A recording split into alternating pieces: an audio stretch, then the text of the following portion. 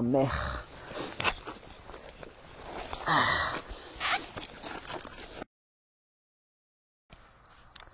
Bon, salut à tous. Alors, aujourd'hui, petite vidéo. J'ai vu que la dernière vidéo sur la Dirt a très bien fonctionné pour une vidéo de sortie de nulle part, quoi, je veux dire. Je fais des vidéos à la con juste pour m'amuser parce que j'ai que ça à faire. Mais je veux dire, j'ai peut-être 20 abonnés. Et la vidéo, elle a quand même fait 3000 vues, 60 pouces bleus. Genre, ça reste quand même un chiffre assez conséquent pour quelqu'un qui fait des vidéos à la con. Surtout pour s'amuser, qui cherche pas forcément les vues. Du coup voilà, j'ai décidé de faire une petite vidéo du coup de la présentation de la Dirt en entier, étant donné que l'autre a très bien fonctionné. Expliquer un peu comment on va faire de la Dirt en général. Comment faire de la Dirt tout simplement, ouais. En général sur les routes, quel geste à adapter, quel équipement, bon après les équipements vous branlez. Bref, on verra tout ça, petite présentation et puis une petite balade vers la fin, tranquillement, tranquille quoi. Bon, alors, on va commencer tout de suite par la présentation de la Dirt. Alors, la mienne, c'est une Apollo Open 125 de 2020 que j'ai pris en rouge et que j'ai pris surtout chez Smallimix. Smallimix, alors, le système après-vente est pas mal. En vrai, vous pouvez leur faire confiance, mais bon, les prix sont un peu élevés en ce moment avec le Covid et la crise et les manques temporaires et tout. Tout en fait, de tout simplement. Il y a des pénuries mondiales à peu près tout, composants informatiques, tout, laissez tomber. De toute façon en ce moment c'est pas la peine d'acheter. Moi je vous conseille d'attendre au moins un an, que ça retombe un peu parce que là, les prix c'est juste abusé. Bref, au début je lui avais pris une petite moto de con chinois, full chinois, vous me direz, c'est des motos chinois ça à la base même. J'avais vraiment pris du chinois moyenne gamme. Et une fois commandé, putain il commence à pleuvoir. Bref, c'est pas grave. On se mettra à l'abri. J'espère que ça ira pour la suite de la vidéo. Sinon j'aurais fait tout ça pour rien. J'espère que la caméra va pas prendre l'eau surtout. Ma caméra. Bref, donc c'était une... je l'avais commandé cette petite moto chinoise à la con. Et ils m'appellent, ils me font... Ouais, on n'a plus de stock en fait. Par contre j'ai une fuite. Bref. Donc voilà, donc je les commande, ils m'appellent, ils me font ouais on n'a plus de stock, avec le Covid on peut plus se restocker en ces motos là. Du coup on vous propose cette Apollo là en 125, c'est tout pareil, sauf qu'elle est mieux, enfin elle est mieux référencée, le tube est mieux, les fourches sont un peu mieux. Et il fallait juste rajouter 120 €.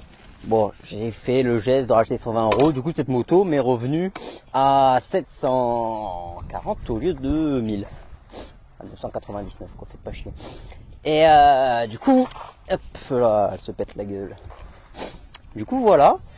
Par contre cette fuite ça m'inquiète un peu, ça coule quand même vachement. Je crois que ça a coulé sur tout le trajet. Il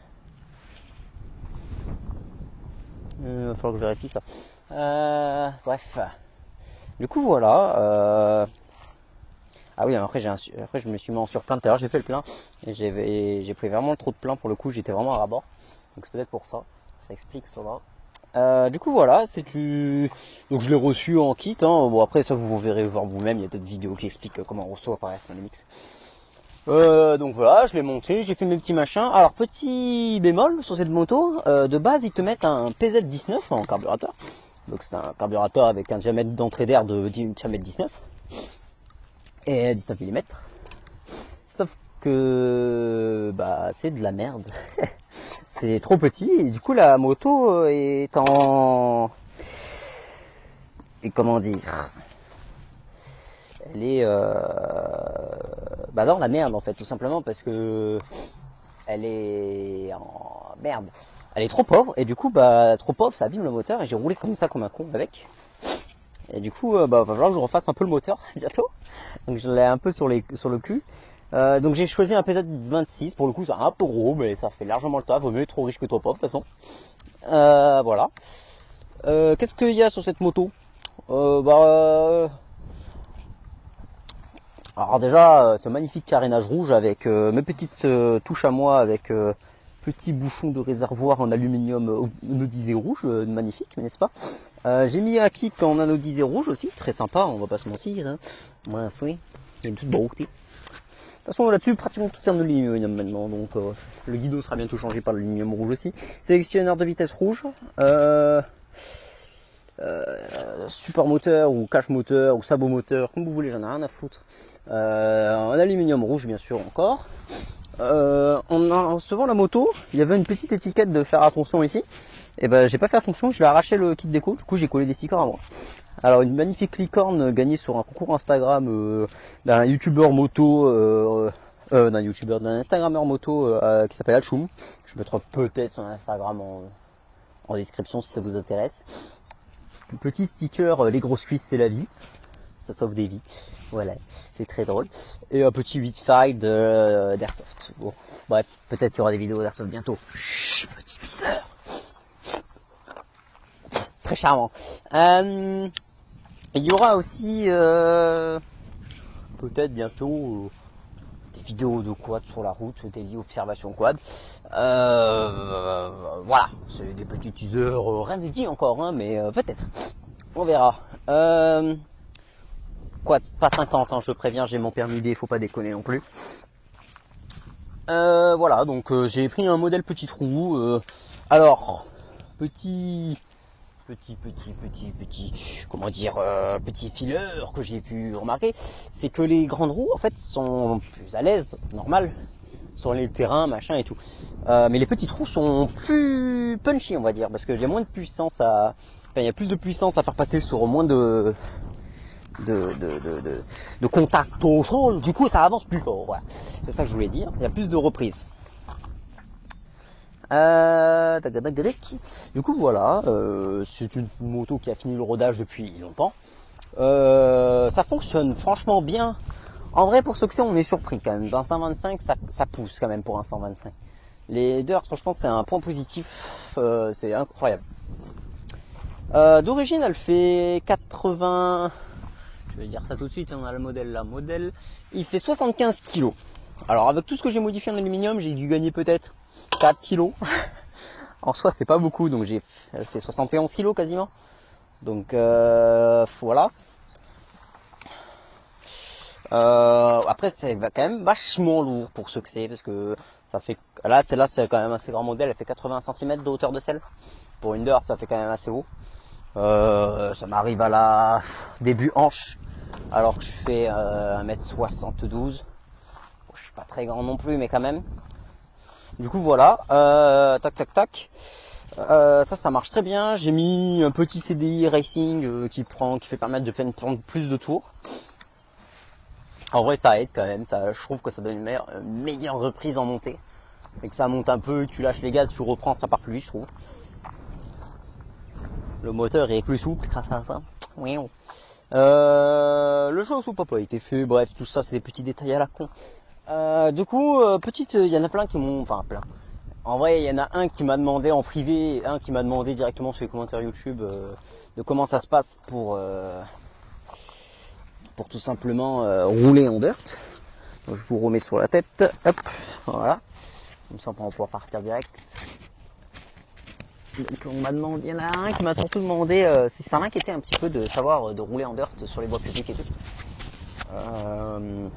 Alors en fait, pour rouler en dirt c'est pas compliqué. Tu prends ta dirt, tu roules. En fait le jeu c'est juste de pas se faire choper. Après évite de rouler sur la route, fais pas le kéké, va pas faire du cross bitume avec cette merde. Déjà que voilà, le cross bitume c'est pas terrible, mais va pas faire du cross bitume avec une dirt. Déjà t'auras l'air con. Tu fais trop de bruit sa mère. Tu fais chier tout le monde. Parce que tu n'avances pas en vrai, parce que en vitesse de pointe tu es peut-être à 80, et 80 vitesse de pointe, ton moteur frère il tourne à 11 000 tours minute, ton moteur il est comme ça, le piston il est comme ça, c'est le haut moteur, il fait comme ça. Bref. C'est peut-être pas, voilà, c'est peut-être pour faire de la ville et encore, c'est pas terrible je trouve, bref. Ne faites pas de route avec ça. À l'inverse, pour aller bosser sur votre terrain, ouais, si vous faites un peu de route, ça ne vous arrangera pas. Vous vous mettez sur le côté et puis faites pas chier. Ou sinon, vous faites comme moi, vous la poussez quand vraiment vous avez des longs trajets. Du coup, voilà, c'est ça. Alors, ensuite, pour ce qui me posait les plaintes, alors, si les mecs arrivent à poser une plainte comme toi alors qu'ils te connaissent pas et voient pas ton visage, franchement, c'est que t'es vraiment un cassos. Va pas faire ça à minuit, question de principe, genre tu démarres pas ça à minuit. J'imagine bien que le bordel, sa gueule, y a pas de silencieux là-dessus. Silencieux, c'est le dernier des problèmes là-dessus. T'as pas de silencieux, enfin en tout cas sur celle-là je sais qu'il n'y a pas de silencieux, il y a un anti-retour de flamme. C'est un petit grillage pour éviter de faire des flammes, mais c'est tout. Sinon il n'y a pas de silencieux, donc évite de faire ça à minuit, question de principe. Quand il y a des fététistes, des gens ou quoi, comme là je viens de passer sur une voie verte, déjà t'évites de rester sur la voie verte. Tout à l'heure j'ai croisé des gens et des vététistes, tu fais quoi? Tu ralentis, tu leur dis bonjour. S'il faut tu dis excusez-moi, tu restes poli. Voilà, tu commences pas à faire nique sans mère et commencer à faire des roues arrière et tout, parce que tu vas les faire chier. Les mecs ils vont te faire chier. Après ils peuvent éventuellement appeler la police et là tu vas être emmerdé. Bref, voilà, tu restes assez calme et après une dirt, de toute façon t'as le droit d'aller nulle part, sauf sur les terrains de dirt. Moi je sais que j'en ai un à côté de chez moi, mais là en ce moment il est fermé, puis en plus avec le temps qu'il fait, le truc il est tout en terre, on va pas se mytho, s'il commence à pleuvoir, ça va être gadoulant. Alors ça va être très drôle, mais pas pour les motos. En tout cas moi je l'amènerai pas dans la gadoue, ça c'est sûr, j'ai pas envie de la tuer non plus. Du coup voilà, après voilà, t'évites de faire du cross bitume et tout, en général t'as pas de problème. Moi ça fait depuis le début de l'année que je l'ai. Début d'année 2021, donc ça fait 6 mois, un peu plus de 6 mois que je l'ai, et j'ai jamais eu de problème avec, en tout cas avec les autres gens. Après le groupe des dirt en général, quand il y a des gens de mon âge, allez peut-être 15 ans, les gens sont assez matures, donc ça crée quand même un lien vachement cool. Tu connais pas les gens, tu commences à être super sympa avec eux, tu commences à faire des tours, t'essayes leur moto. Franchement ouais, c'est la dirt, c'est que si vous voulez une petite moto pour commencer, motocross je parle, ouais, je conseillerais pas d'aller là-dessus, mais si vraiment vous n'avez pas trop de budget pour claquer 2000 balles minimum dans une moto d'occasion, motocross d'occasion, je vous conseille d'acheter ça quand même pour commencer, pour voir si le cross ça vous intéresse. Ça reste sympa, c'est quand même vachement bien amorti pour ce que c'est. Là on fera un petit tour tout à l'heure. Vous l'avez déjà vu dans la vidéo, mais là-bas il y a un petit saut, mais sur la vidéo on le voit pas très bien, mais ça saute quand même vachement haut. Et ça amortit quand même. Y en a un qui m'a demandé l'entretien aussi en privé. Parce que oui, sur YouTube, vous pouvez faire des messages privés. Alors ça fonctionne pas toujours, mais ça fonctionne. Et j'ai un ami aussi d'ailleurs qui m'a demandé l'entretien, donc quitte à faire, on va tout faire.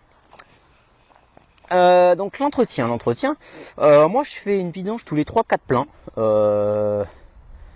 en sachant que ça coûte quand même assez cher lui, donc ça part, et en plus ça part vite, 3-4 pleins, maintenant que j'ai mis le gros carburateur, parce qu'avant ça consomme rien, forcément, j'étais en sous-effectif comme dirait-il, donc ça consommait pas, sauf que depuis que tu changes le machin, forcément ça consomme un petit peu mieux.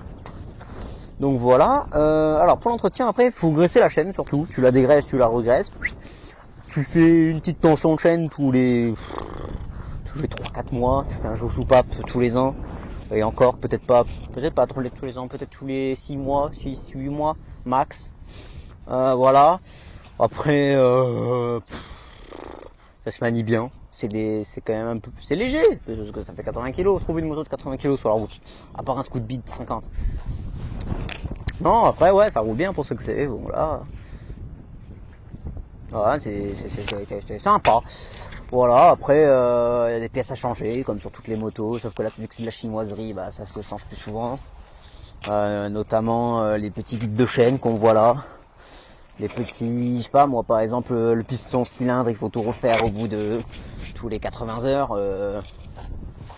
Peut-être pas les 80 heures, bon allez, si tu tapes vraiment dedans... si tu veux vraiment la finir jusqu'au bout, bon là tu risques de prendre des frais, là tu commences à taper dans le vilebrequin et tout, là tu pourrais peut-être taper 150 heures avant de tout changer. Et puis avoir de compression à la fin, mais tu auras peut-être un cheval au lieu des 9, déjà que ça en va beaucoup. Du coup voilà, tu nettoies les disques, tu fais peu gaffe. Bon moi la dernière sortie je l'ai pas nettoyé, bref vous m'excuserez, on s'en branle, de toute façon c'est pas votre brel, rien à foutre. Alors par contre celle-là, malgré pour le prix et l'image haut de gamme qu'elle veut se faire voir, Elle n'a pas de clé de sécurité comme on pourrait avoir, alors que après tu peux l'installer toi-même, hein, c'est deux fiches, tu les connectes avec une clé, bref c'est pas compliqué, tu te fais pas chier. Mais t'as pas de clé, t'as pas de compteur, je veux dire t'as rien. C'est une dirt quoi, mais un peu haut de gamme. Après si tu veux vraiment le haut de gamme, tu vas dans des GripSafe, mais là ça commence à taper dans des prix, autant acheter une moto de cross d'occasion. Bref voilà, donc on va faire le petit tour maintenant, allez c'est parti. Je vais parler un peu de tout. Allez, si, ça consomme, allez, on va dire 2 litres à l'heure, si tu tapes dedans. Donc voilà. Et quand c'est bien réglé, normalement, ça démarre au quart de tour. Sauf que la mienne, bien sûr, elle va pas démarrer au quart de tour, parce que c'est une grosse. Et là, c'est pareil, je vais prendre un morceau de bitume, il va quand même avoir des connards qui vont me dire « Ouais, tu prends des grosses bitumes !» Ta gueule.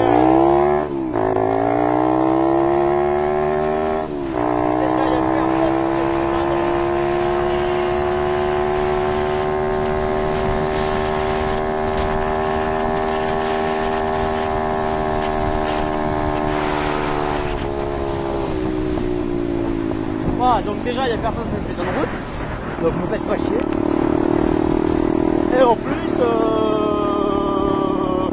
c'est pas de la ville, donc on s'en branle.